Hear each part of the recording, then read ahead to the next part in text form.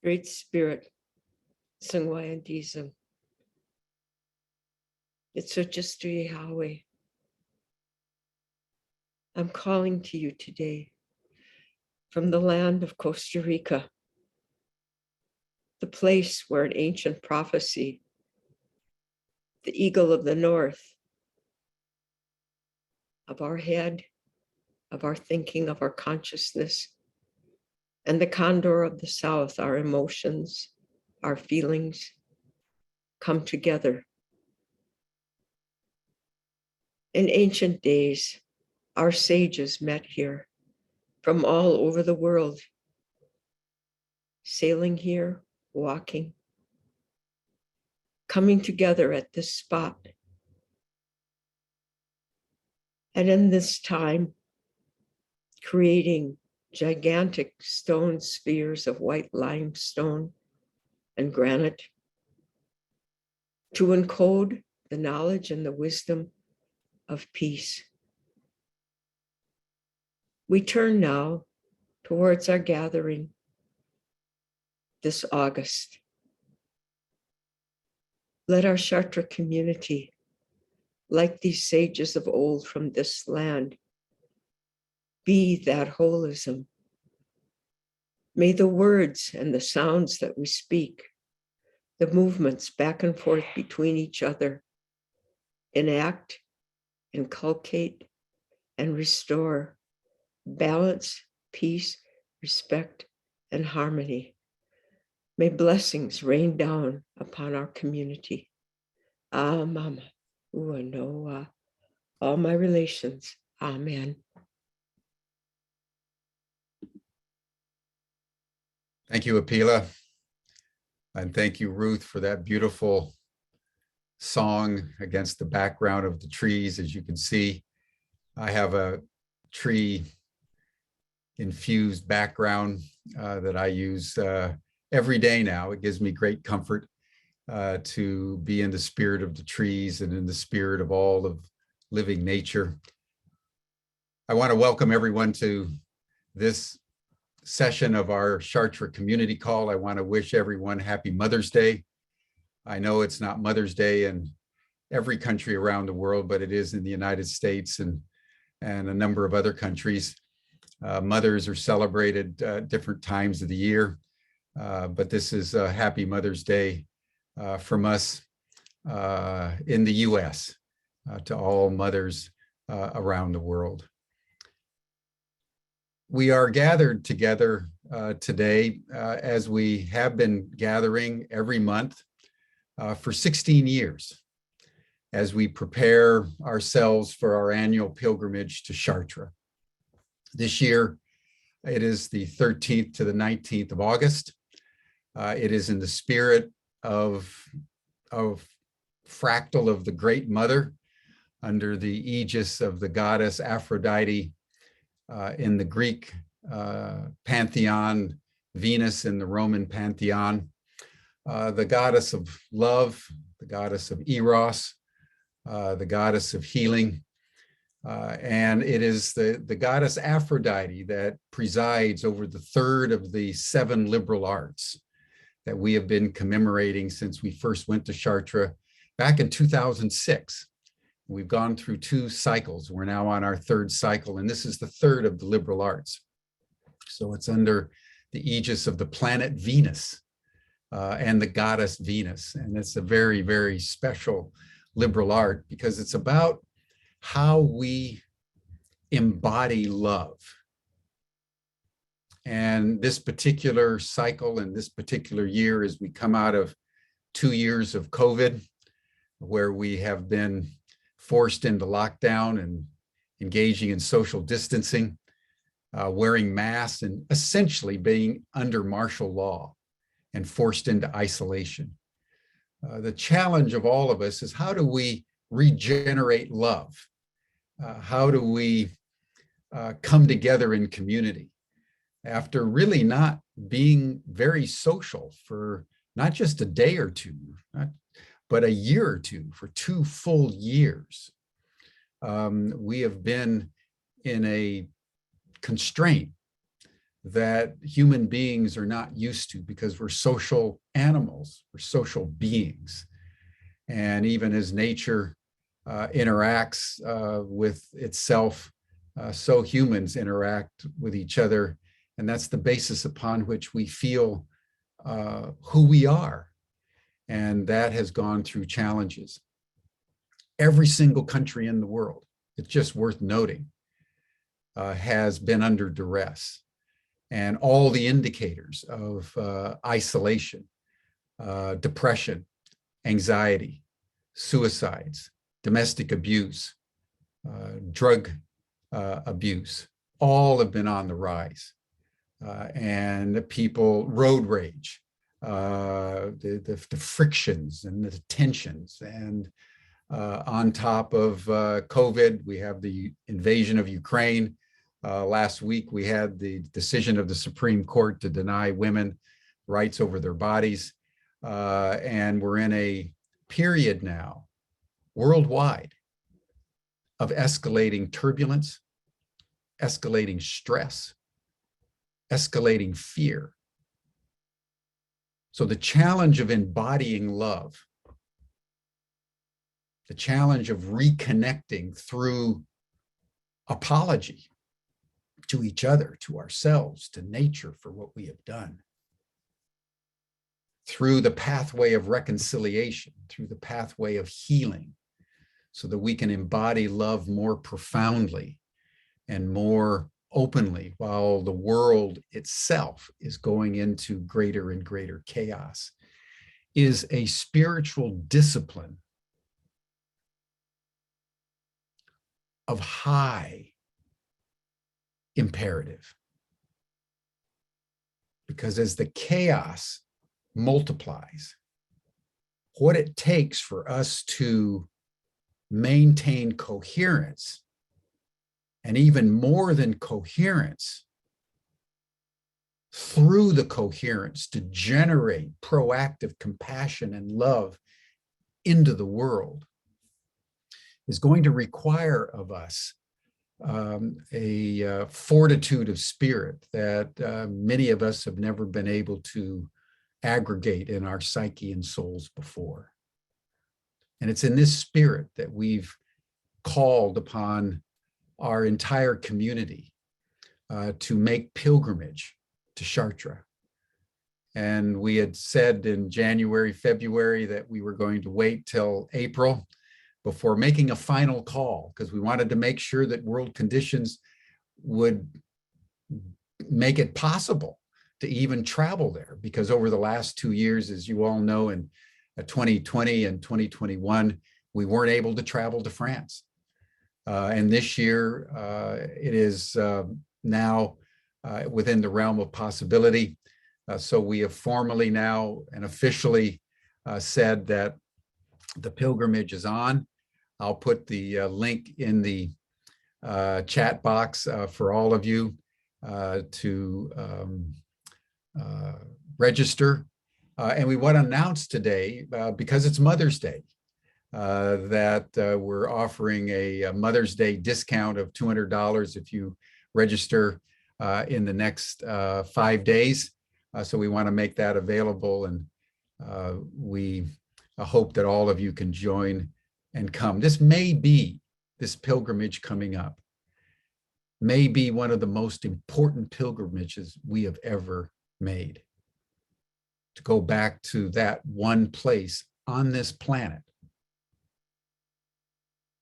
that for the last over 3,000 years, the mystics and the seers have recognized as a potent, telluric site for feminine energies emanating directly out of Mother Earth, with a potency that heals and redeems the soul and makes possible the transformation of all of us into being more fully human. So that's our pilgrimage coming up in August. We hope that you all join us. And today, in part because of Mother's Day, because all the goddesses in one way or another are a refraction of the Great Mother, we're going to spend time contemplating Aphrodite with a mythologist who knows very deeply this particular goddess. And so I'd like to now turn it over to my good friend and colleague, Mariam Sayad, who's been involved since 2016 in our Chartres Academy and co-directs the Academy as we are now planning our next pilgrimage, August 13th to 19th. So Mariam, welcome, and I turn the program over to you. Thank you, Jim. Happy Mother's Day, everyone, and happy, blessed Mother's Day to everyone who is here today. I'm sure all of us are lovers of the Great Mother. So happy, happy day to all of us. It gives me great joy to introduce my sister to you, Mariam Sayad, who is a brilliant mythologist. She is a profound scholar and a lover. Amazing qualities to bring together in the search she's doing, in the research she's doing, and in living as a seeker of truth. Mariam is she has almost completed her PhD at Pacifica, and she has been studying myth for many, many years. The discourse that she gives on Aphrodite is evocative and very compelling. Some of what she has said I've never heard before, and others have said the same. So we thought it would be amazing that she would give us, grace us with her presence today and tell us about Aphrodite. The title of her talk today is Cosmos, Aphrodite's Sacred Vestiture. Mariam, I welcome you. Well, I am so moved, first by Apila's evocation, second by Jim's, and third by my sister's. I'm not sure I can speak. I'm just very moved. That was all so beautifully said, everyone. I'm so honored to be here with you today.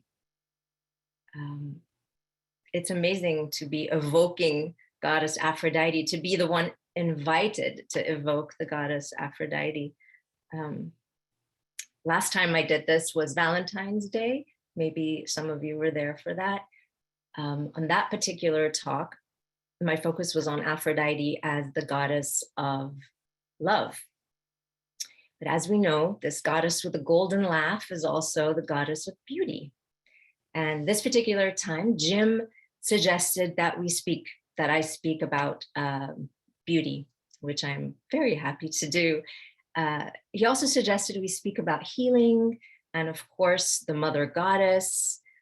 And if there's time afterwards and you invite me to say more, I can speak on both of those points. But really, what better day than Mother's Day to be speaking about the goddess? Because as Jim said, we're always speaking about the goddess. We're always speaking about, when we speak about a goddess, we're talking about an aspect of the feminine principle. And the feminine principle for most of human mythic history has been conceived of as a mother goddess. And this is true. It's because whenever the earth and its biosphere have been considered as one single entity, one living, dying, birthing, feeding entity, usually it is conceived of as a woman and a mother. So thus the mother goddess, we have to honor her above all. But beauty, yeah.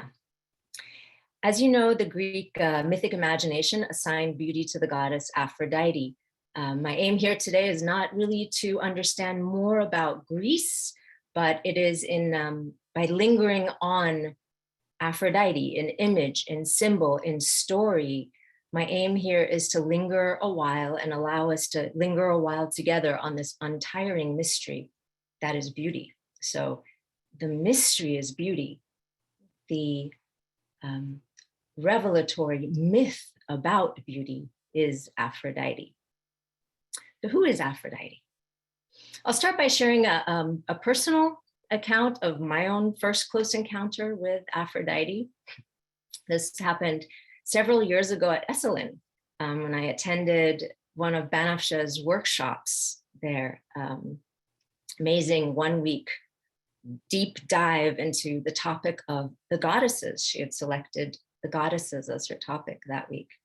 And on the first night that we gathered, she invited all of us to sit in meditation and connect with the goddess, the mother goddess, the one goddess. And I had to be perfectly honest with myself at the time and confess that I didn't know who she is. I didn't know how to evoke her, how to connect with her. So I spent that meditation asking her to show herself to me. And man, she wasted no time at all.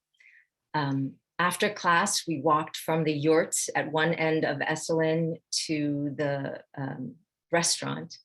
And as I came over the bridge and walked into the big clearing on the grass there, it was, I was right before it. I had an epiphany of the goddess. The evening sky was clear, the moon was full, the temperature was perfect. Esalen was bathed in moonlight, and the Pacific Ocean 600 feet below us was just teeming with life, and it sparkled and undulated under this moonlight. And the thought just came to me, I see you now, goddess. You are the beauty of nature. And I knew that I was in the presence of Aphrodite, the Aphrodite aspect of the goddess. And I know you've seen her too. Right? So let's just put everything else aside about nature for one moment. Let's put aside the fact that she gives us life. She feeds us. She breaks our heart. She takes everyone we love from us. But let's put it all to one side for now and just look at how pretty the pink blossoming trees are, how adorable the bees, how sublime the canyons, the whales, the forests, this whole planet, this whole universe is, as far as the eye can see. Look how the body of being, quark to galaxy, is woven through with beauty. That's who Aphrodite is. She is the embedded beauty of being. I'm going to share my screen with you.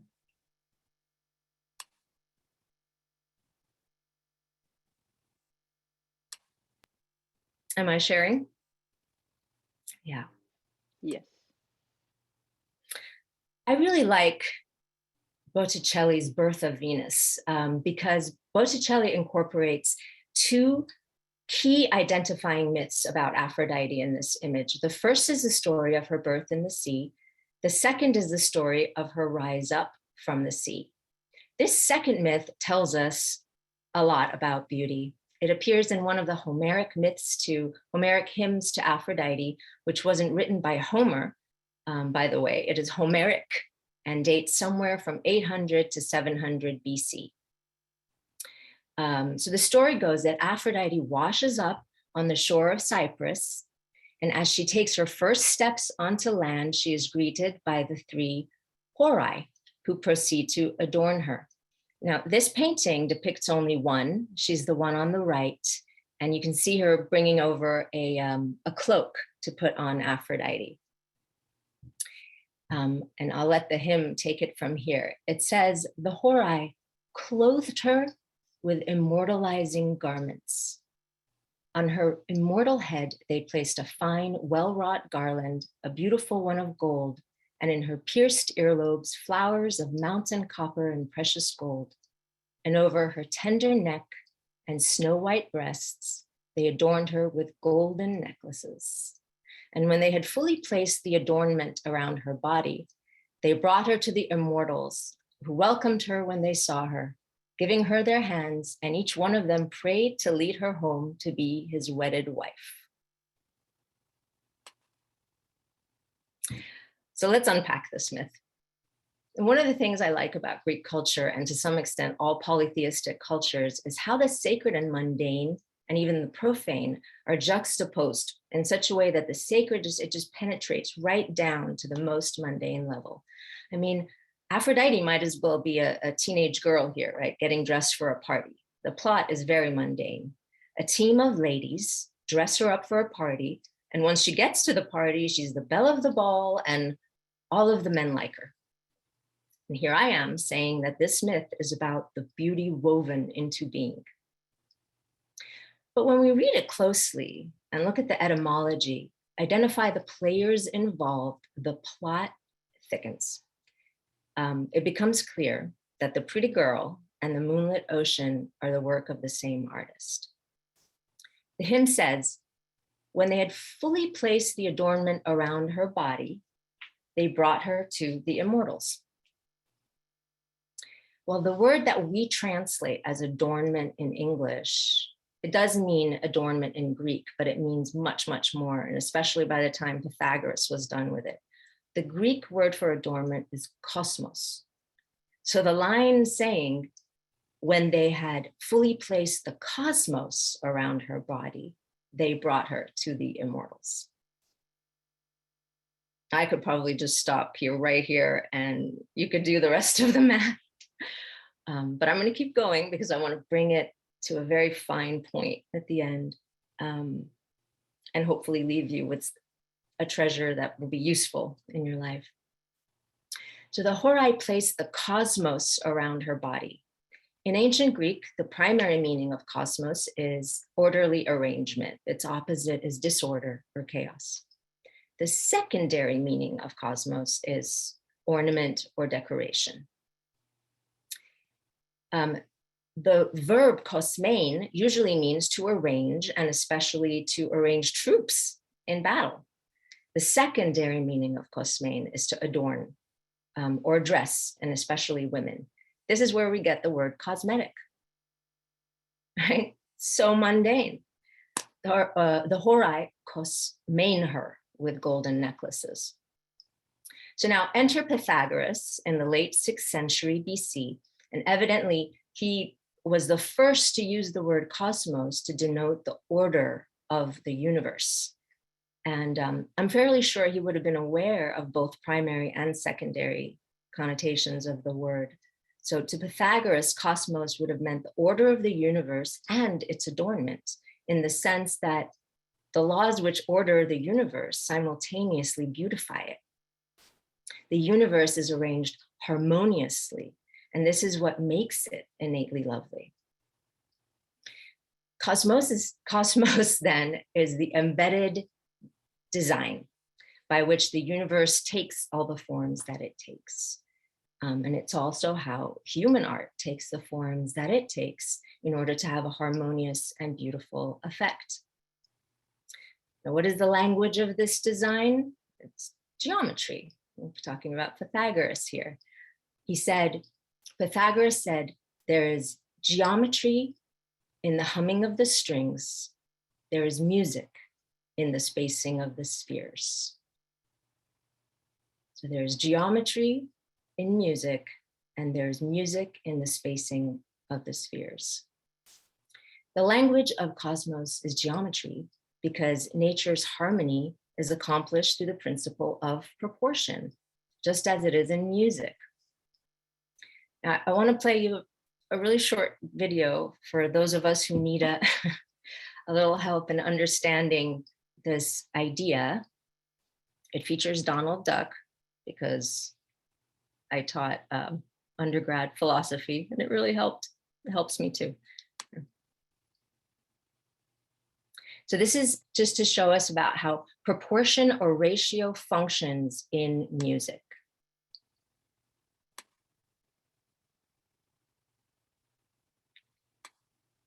First, we'll need a string.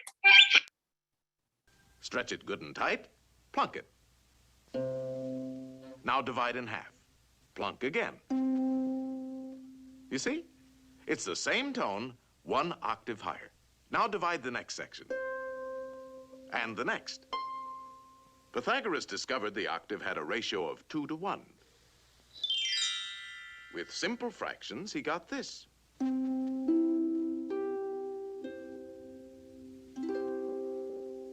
And from this harmony in numbers developed the musical scale of today.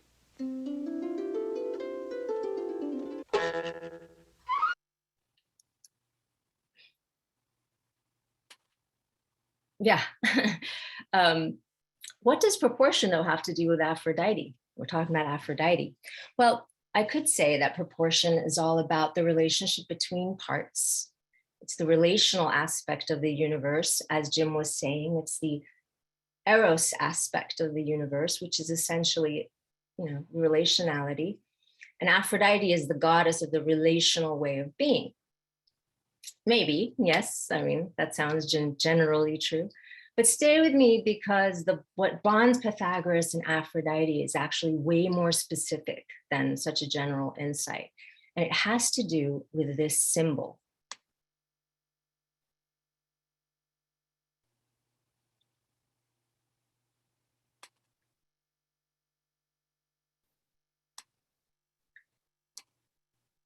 It has to do with this symbol.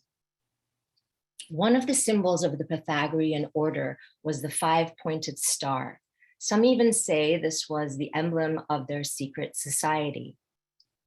So now I want to share with you another clip with Donald Duck that will explain how this symbol of the pentagram contains the golden section, the golden rectangle, and the Fibonacci sequence.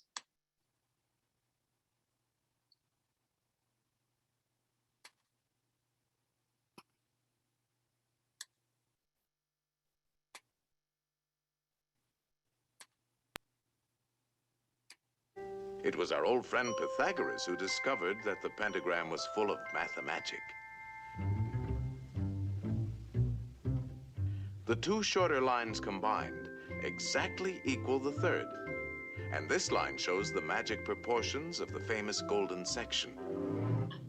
The second and third lines exactly equal the fourth. Once again, we have the golden section. But this is only the beginning. Hidden within the pentagram is a secret for creating a golden rectangle, which the Greeks admired for its beautiful proportions and magic qualities. The star contains the golden rectangle many times over.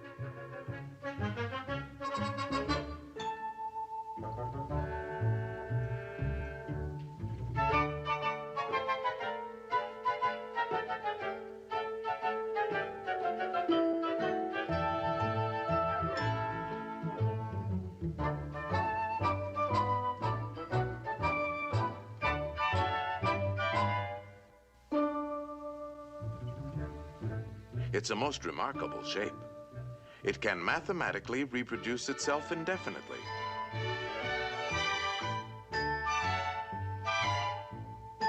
All these rectangles have exactly the same proportions.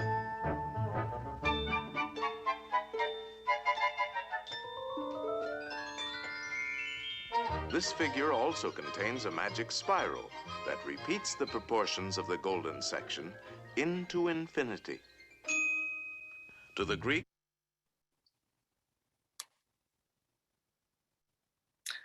Okay, so as we know, the Greeks used the golden rectangle in architecture and sculpture. In fact, it was the fundamental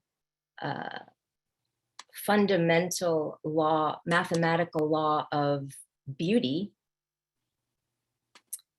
in classical art. And when the texts of Pythagoras and Plato were rediscovered and reapplied, the golden rectangle, the golden section, and Fibonacci sequence appeared in medieval and Renaissance works. The cathedral in the center is the Cathedral of Notre Dame. And of course, we're all aware of the centrality of the Fibonacci sequence in the design of natural bodies. But what does the Fibonacci sequence have to do with Aphrodite? She just wants to get ready for the party, right? Well, the five-pointed star explains the connection. Another name for it is the Pentagram of Venus. And why is it called the Pentagram of Venus? For a very simple reason. When viewed from the point of view of the Earth, the orbit of the planet Venus takes the shape of a five-petaled flower. So in the heliocentric model, Venus orbits the sun in a simple elliptical motion, as do all the planets. But from the geocentric perspective, the orbit of Venus looks like this. It takes the planet 8 years to return to any one position, and this is the path it follows to get there. This path simplifies down to a five-pointed star. Now, from what I understand, the actual orbit of Venus isn't a perfect flower or star. The symbol is stylized. Nevertheless, the Greeks inherited astrology from the Babylonians, who named the planet with the star orbit Ishtar, the Babylonian goddess of love and beauty. When the Greeks took on the Babylonian system, they just simply applied their own pantheon to the planets.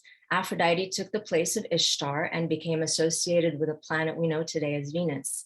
So the pentagram is Ishtar, is Aphrodite, is Venus, is the symbol of the embedded beauty of being, and the emblem of the Pythagorean order. And just so we're clear, I'm not saying that the Pythagoreans were devotees of Aphrodite. This isn't my point.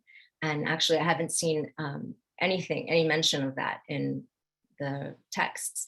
What I am saying is that they were devotees of the embedded beauty of the universe. And secondly, that their philosophical take on beauty aligns with the mythic take on beauty.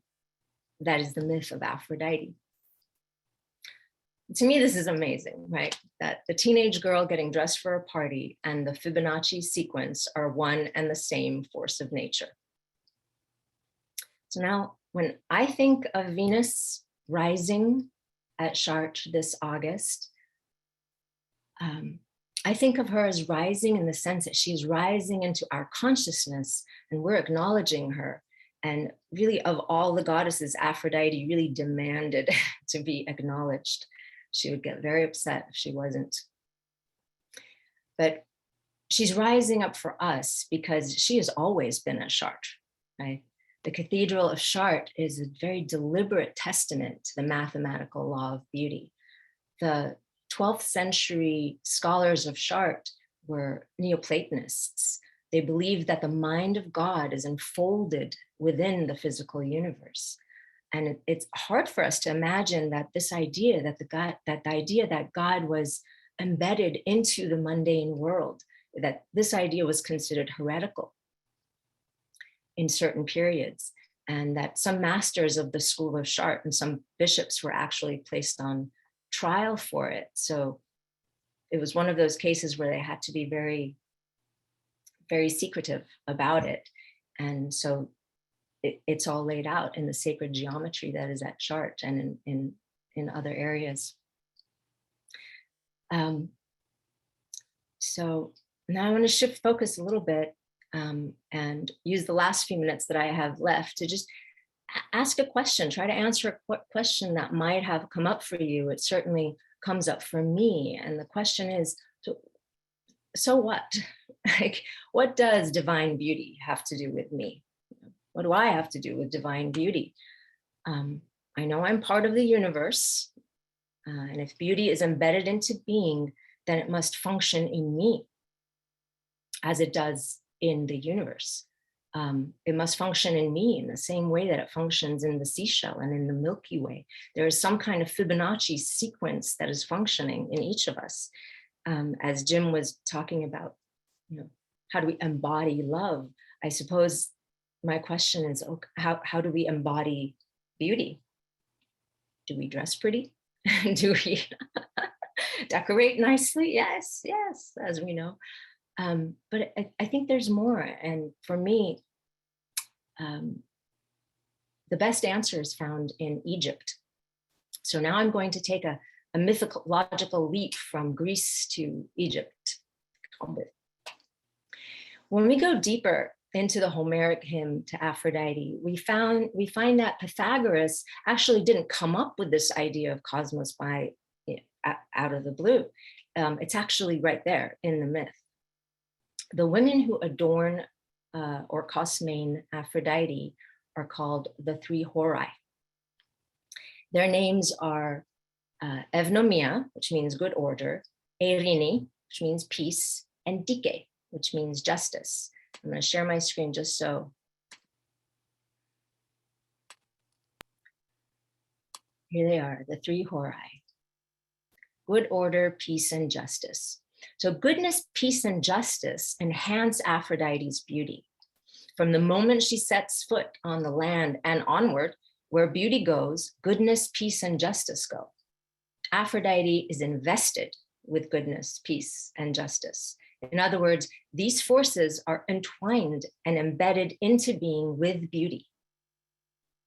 So again, what does all this abstraction have to do with me, with us? Well, here's what happens when more pieces come together. The Horai are daughters of Themis, the Greek goddess of divine law, she who embodies the divine order of nature. There she is on the left, being an oracle. She was the original oracle of Delphi. And on the right, she advises Zeus.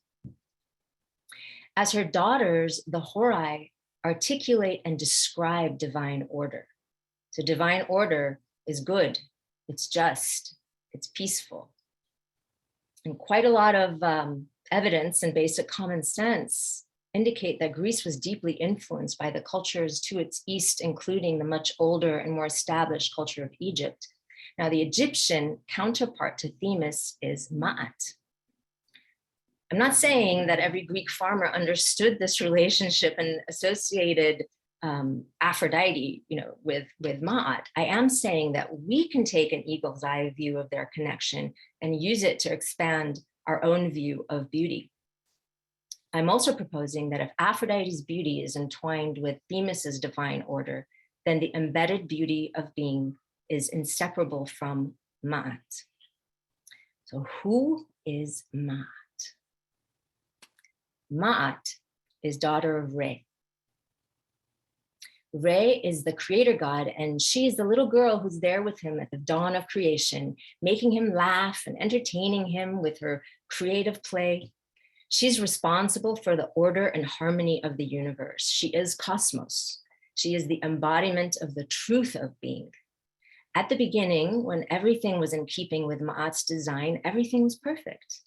And the Egyptians always considered the beginning as a period of paradise. They call it first time, Septepi. And so Ma'at is the designer of the universe who really knows what she's doing. She's a master paradise maker.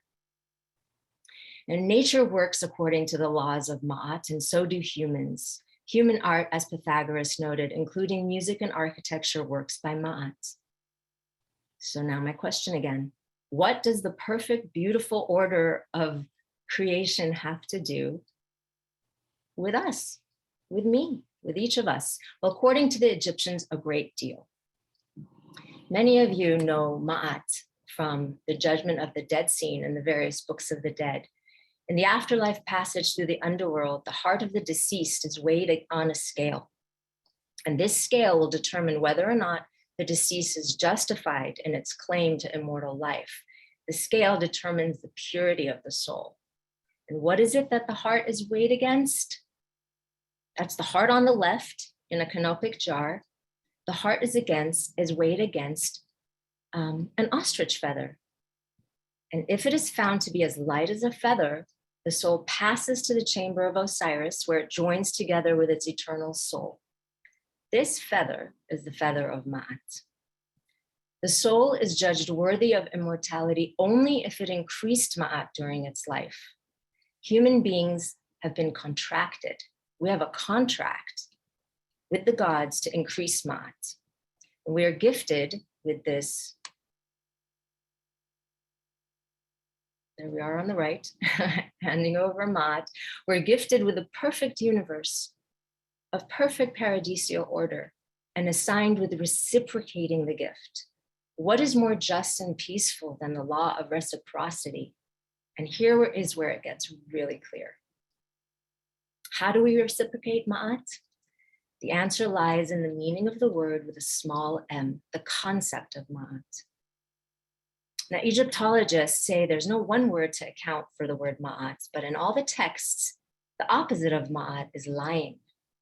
It's deception, it's crookedness, it's incorrectness, injustice, and disorder. So then Ma'at would mean being truthful, authentic, straight, correct, just, and bringing about order. The soul isn't judged in the underworld according to how nice it was, but according to how truthful it was. Because Ma'at is both cosmic truth and personal truth. The starry sky above me and the moral law within, as Kant says, they're the same. So my takeaway is that when I lie or manipulate to get what I want, instead of being straight about it, I disorder the life of the other and I disorder my own life. Lying disorders the world. It creates chaos.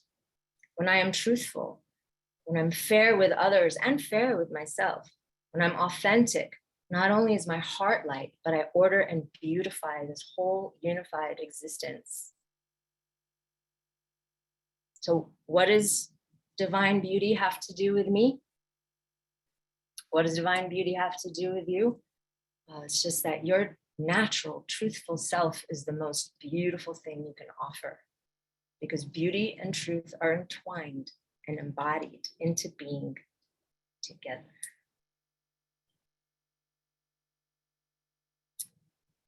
And that's what I have to say about that. Aho. Wow. Thank you so much. Thank you so much. A lot to reflect on. But the first thing that comes to me, and I'm going to open the floor to others to remark, is I remember also reading that gratitude is very key in keeping the heart light. Do you want to say anything about that? That especially for the Egyptians, gratitude was a way of maintaining the balance, the coherence, and the harmony.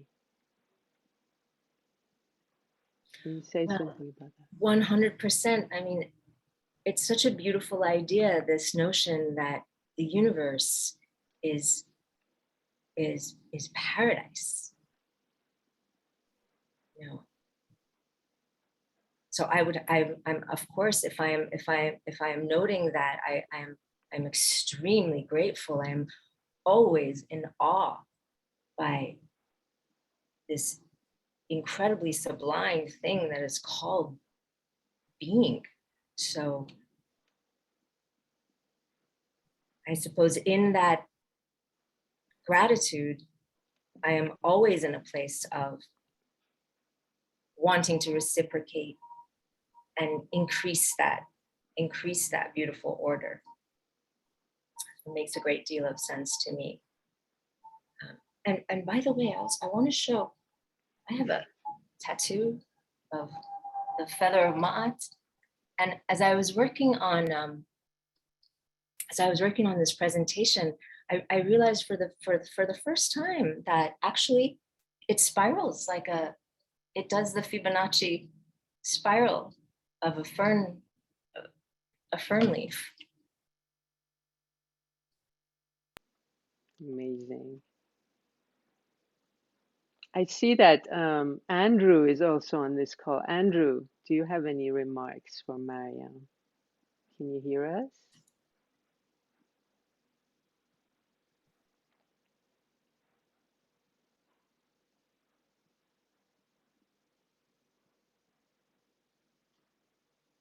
Mariam, it was gorgeous. Thank you so, so much. What a beautiful presentation. My goodness. I would just like to ask you about the dark side of Aphrodite, because that's also in the myths. After all, the whole Trojan War was caused by Paris choosing Aphrodite, and Helen was, in a sense, the incarnation of Aphrodite, but her incarnation of that beauty destroyed a whole civilization. So I wonder also, if you look at the myth of Phèdre, for example, and especially in the treatment by Racine, which has its roots in Euripides and Aeschylus, Phèdre says, Vénus tout entière à sa proie attachée, Venus entirely fixed on her prey.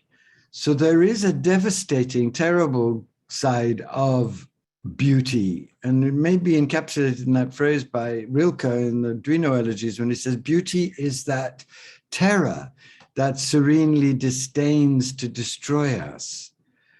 So I wondered if that dark side of Aphrodite is something that you'd like to explore. Andy, it's so good to hear your voice. Lovely and to see you, my darling. Can't see you.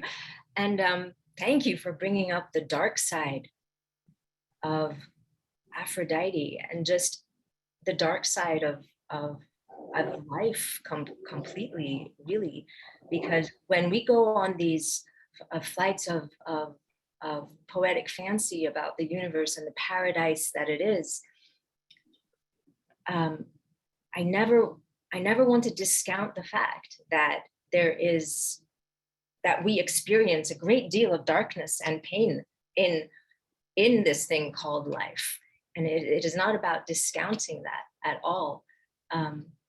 So does Aphrodite have a dark side? I mean, the Greeks were really good about making their deities very psychologically accurate to human experience.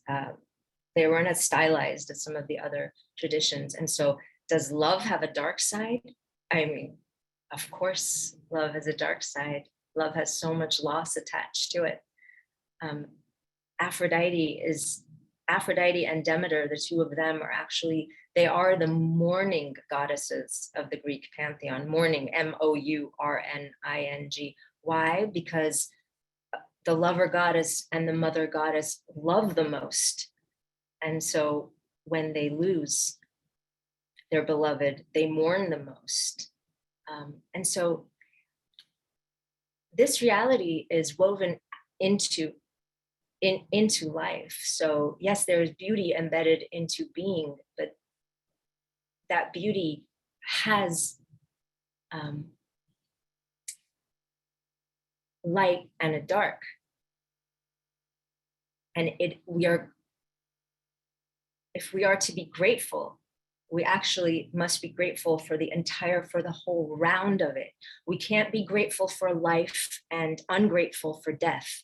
We can't be grateful for love and be ungrateful for loss. It's actually when we take in the whole round of it as a unity and can just relax into that, is when we're actually truly feeling the reality of being. And this is why sometimes the goddess is difficult to worship, because the goddess is both. The goddess is the whole round of life and death. It is the whole round of love and loss, the whole round of summer and winter.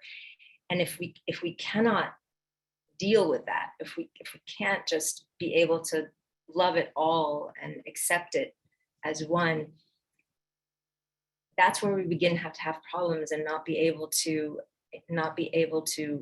really venerate life as it is. And that's when we lose contact actually with the mother goddess, and we imagine that there can be a being that is fully light.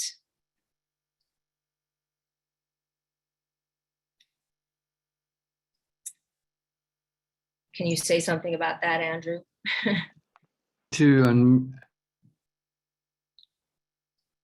You're muted, Andrew. Can you turn on your video?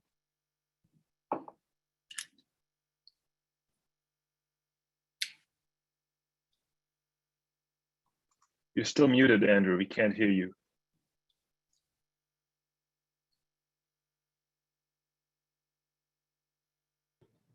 Can you hear me now? Can you hear me? Yes. Yes.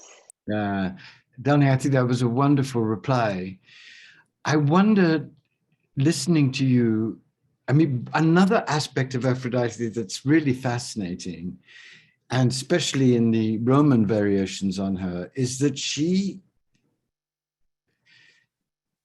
marries a very wild, tough, crazy smith, Hephaestion, remember?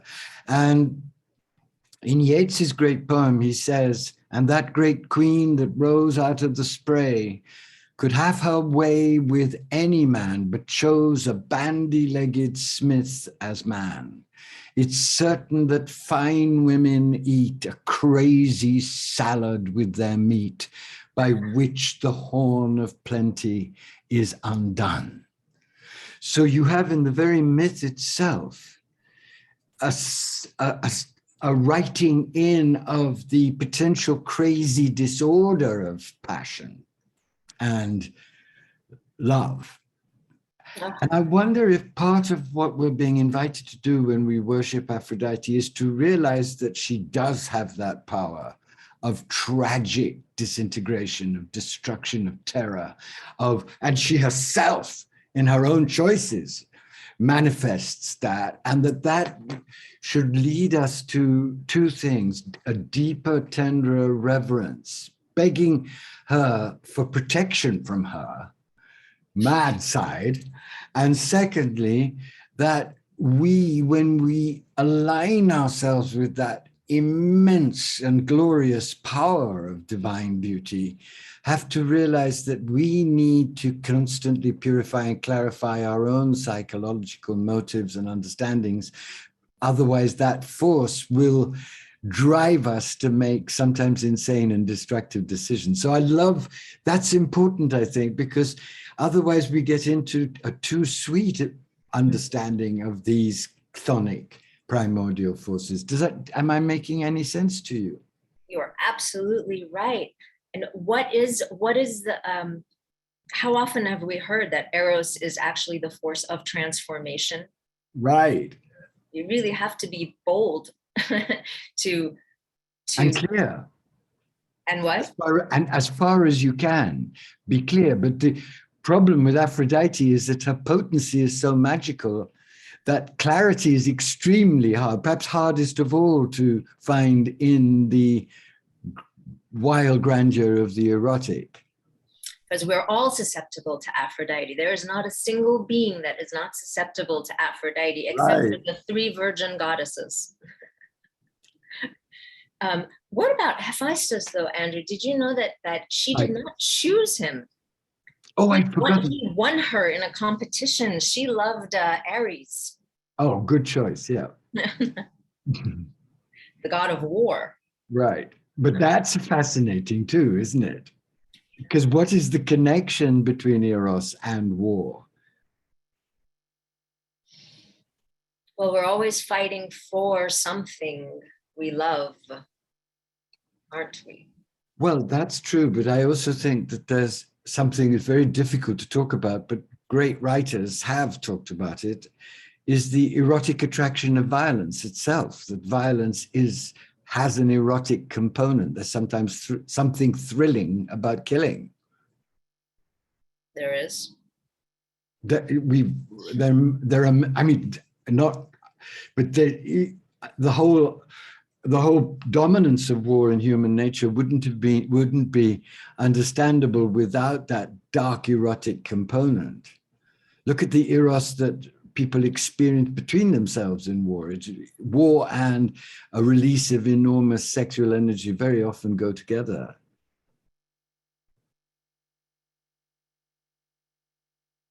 I'm sorry to introduce all of this darkness because I absolutely adored everything you had to say, but I think it's very important and wonderful too as a way of revealing how these myths really challenge us to think of life at this primordial level where the opposites dance together in sometimes very unnerving ways. Why do men love war? Partly because it enables them to have a deeper erotic connection with each other as they fight, the brotherhood that becomes so intense and so amazing. Yeah. And only war, it seems, can engender that kind of brotherhood. So, sometimes I'm glad you're bringing up brotherhood, because we're inclined to think of the erotic as you know, as just very, very sexual. But again, eros is just it's a relating energy. Right. So if we're just beginning to come out of this great period of separation, I think Jim is quite right. You know, this is the year to be venerating Venus and Aphrodite and imagining into Eros, just so we can unite again. But this separation, like there is use in it. There is absolutely, as we're saying, the light side and the dark side. These things are important. Separation is just as important for union as union. Union, you know, Shams, after he left Rumi and broke his heart completely open, commented that separation matures and refines you. I did it on purpose. And so here we are coming out, maybe not coming out, but we've certainly been enduring a great period of separatio and looking for ways to rediscover each other. We have to be aware of the dark side of Eros, because when you relate Eros to war and also Elias Canetti wrote this brilliant book on crowds. He won the Nobel Prize and he wrote this book on crowds, and he described the enormous erotic charge of Nuremberg, for example, the rallies in which people get so excited and lose themselves and feel charged up. So Aphrodite has this very strange double nature, and that we need to be aware of the dark side of it, otherwise it will take us over, and otherwise we won't be able to channel the light side of it.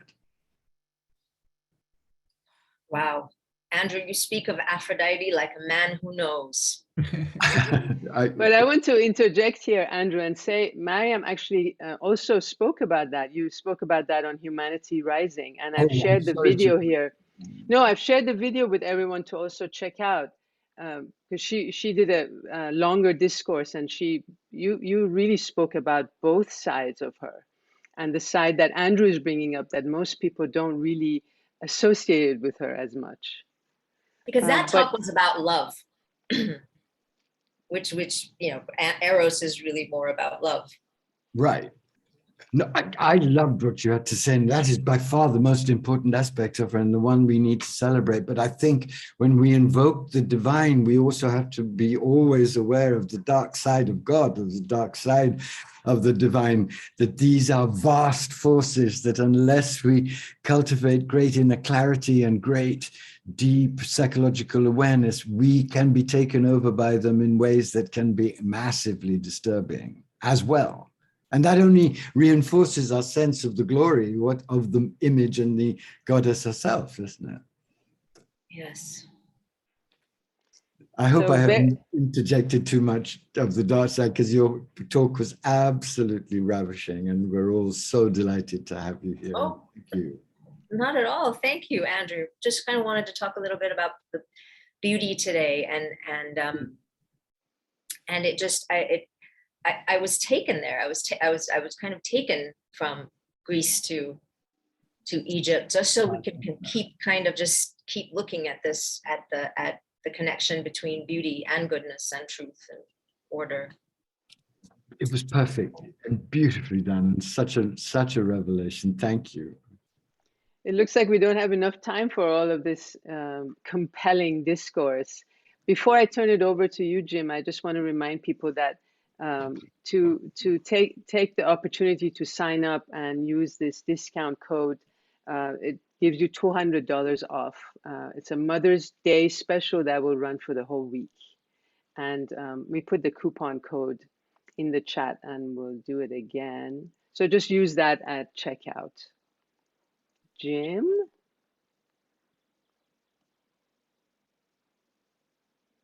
Oh, I think we lost Jim. Yes, Jim is not part of the call anymore. Okay. So blessings to you, everyone. Inspired by Mariam's reminder and how she guided us into remembering beauty as the fabric of our very being. I'd like to leave you with a line from Rumi who says, let the beauty that you love be what you do. And we have Jim back. Jim, would you like to say anything at the end here? Well, I actually wanted to add to the very rich conversation between Mariam and Andrew. My internet then went off. I don't know whether Andrew's still with us. But what I wanted to add is a comment from Ken Wilber, that killing is to men what birthing is to women, in terms of the intensity, the orgastic experience of both. And if you have read Wilber, he makes, I believe, a very compelling case for the erotic nature of death. And it's very important, I think, to also bring in Freud here. Freud said that ultimately there's only two forces in the universe, eros and thanatos. The life force and the death force, and that ultimately they're interconnected, so that the death wish can be erotic, and the life force always leads to death. Everything that lives dies. So the point that Andrew's bringing in, Mariam, I think is at the heart of our present predicament. And I wanted to I know we're going over a little bit, but this is such a rich conversation. Look at what's happening with Ukraine. Look how the world, at the end of 2 years of COVID, has erupted into war that is mesmerizing everyone. And like lemmings, we're going off the cliff because there's something about it that we're all erotically, we're experiencing it at some level as eros.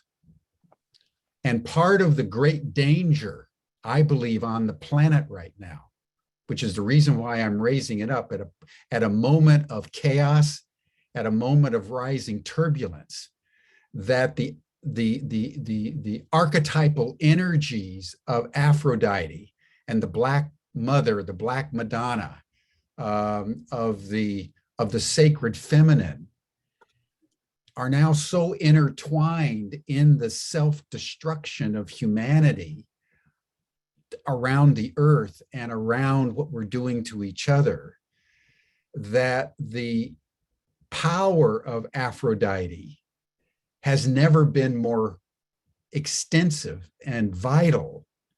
But because it's so interwoven with the death wish on our planet right now, we have to be very, very careful how we approach her. Exactly. And I think that's where I want to just, I want to bring you in one more time, Andrew, because I think you're speaking so deeply about this, and then Mariam, and then Banafsheh, because this is why we need to be in Chartres, everyone. This is why we have to make pilgrimage in a conscious way to the site of the deep feminine, so that at least this community can disentangle the erotic from the violent, and so transmute our own experience of the feminine that we in our own way can become peacemakers in a time of war. And our capacity to do that, in my view, is determined by how we interact now with Aphrodite in our time. And of course, Aphrodite also being a refraction of the Black Madonna. So anyway, I know we're going over, but this could not be a more profound discussion, everyone. So Andrew, you first, then Mariam. I would love to have you both comment on this one more round, and then Banafsheh, if you could close it out for us, and then we'll bring in Georg for the final video that we want to air, just to soothe our souls. But Andrew, you go first. I don't think we have a hope in hell of coming into alignment with the nourishing, transformative, beautifying forces of Aphrodite if we don't also recognize this terrible aspect of her. And that this recognition means that we have to go on an immense inner journey, exploring all the ways our shadows love Eros in dark ways. So that part of our adoration of her has to be, please spare us from being intoxicated with your powers in a way that leads us to destruction. And I think of two myths in which she plays a terrifying role. Phèdre, of course, because when Phèdre falls in love with her stepson, Phèdre is an enormously moral person, a very grand and clear person, which makes her destruction by Aphrodite and that force even more terrible. She knows when she falls in love with her stepson that she is going to destroy her life, destroy his life, and destroy the kingdom. She knows it, but she cannot do any different. And the horror of that tragedy is watching a person of great moral conscience on one side of themselves be invaded by a force that is uncontrollable and leads to horrifying consequences. The second great myth in which Aphrodite plays this role is, of course, Tristan and Isolde, because when Tristan drinks the love potion and Isolde drinks the love potion, their world is destroyed. The heart of King Mark is destroyed. The marriage between Mark and Isolde is destroyed. The unity between masculine and feminine governing the realm is destroyed. And both Tristan and Isolde can only consummate their love in death, which they consciously, in Wagner's opera, yearn for, because it's the one place where their passion can be united. So these sides of Aphrodite, which you brilliantly analyzed as being part of what we're dealing with, are not things that we can afford to drown in beautiful talk about order and all the rest of it. We need to have that beautiful talk, to have that goal, that image, that reality ever burning in our minds. But we, at this moment of human history, we need to be aware too of how the shadow sides of us collude with this dark side to create absolute madness and chaos. Aphrodite also drives mad. And that madness that is part of her presence is something now we can see destroying the planet. So let's invoke her, let's adore her, let's ask for protection from the dark side of her. Let's celebrate her glorious powers of beauty, but let's be aware who we're really dealing with. Thank you, Andrew. Mariam, your final comment on these Whew. matters. I'm so glad, Jim, that you brought up Freud's Eros and death, because essentially what he's saying is that these are the two basic instincts that drive us, and these two instincts are actually one. They are a single force. Yes. They're a desire to return. Yes. Right. So this longing for union actually drives both love and death, that the number one instinct of all life is to return to source. And Aphrodite, sometimes we don't think of her this way. We think of her as either very tender or very terrifying, but she also has a transcendence about her. You know, she is a goddess of regeneration. So she pushes us into life with love. And then, as Jim was saying, at the end of life is always moving towards death, but Aphrodite is a goddess of regeneration. There's always new life. There's always new birth. There's never been a time on this planet. There's never been a time, a single being who has lived life and has not churned with this same tender and terrifying drives. Yes. This is life. This is life. And at the end of it, there's just union. It's all union. So Aphrodite at some point is that one who pulls Adonis out from the underworld, puts him there and pulls him out again. Will always be pulled out again. I truly believe. Thank you so much, Mariam and Andrew. This has been such a rich discussion, and What to a be gorgeous- continued in Chartres. Yes. Andrew will be there. Mariam, if you can make your way there, we would love to have you part of this discussion.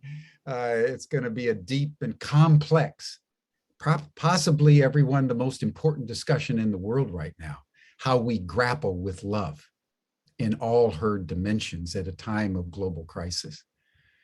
It's a deep issue, and it's a time for deep pilgrimage. Banafshe, you want to say something? Well, who is a lover? It is a lover who can blend all of these, everything that we've been saying into herself, himself. So that's our exploration. We're stepping into being lovers. A lover doesn't say, oh, I love this and I don't love that. A lover just opens and is able to bring into herself, himself, all of these polarities. So in closing, I invite all of us to, as we're sitting, to feel the ground with our feet, sense the ground with our feet lovingly, and in our right hand, hold the devastation, all the tragedy that is happening in our world. And in our left, the deliverance, the redemption. And to bring them together, and to hold them, to hold all of it. Placing our hands on our heart. That's what our hearts do. They're able to hold the whole. That's the invitation. So much love to you all. Blessings. And see you next month. Thank you, everyone. Thank you, Banafshe.